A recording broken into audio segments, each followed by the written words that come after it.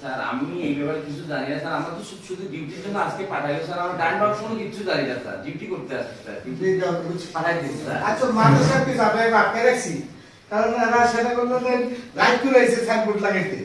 আমার জায়গায় বাড়িতে তো সাইনবোর্ড লাগাই 30 বছর টাকা আমি খাইতেছি, 30 বছর ধরে হালাল ভাই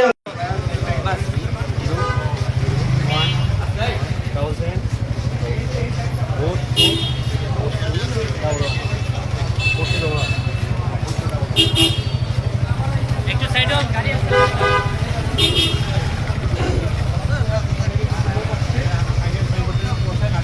অবৈধভাবে আমি এই জায়গায় 30 বছর দখল আমার দাঁড়ি রেস্টুরেন্ট জায়গা আমার তিতাস গ্যাসের লাইন আছে, বিদ্যুতের লাইন আছে সরকারিভাবে, এবং এই জায়গা হঠাৎ করে আইসা ইত্যাদি সময় কেউ নাই, ওই সময় আইসা সাইনবোর্ড লাগায় তারা সোনাগোলামের নামে সাইনবোর্ড লাগাইছে।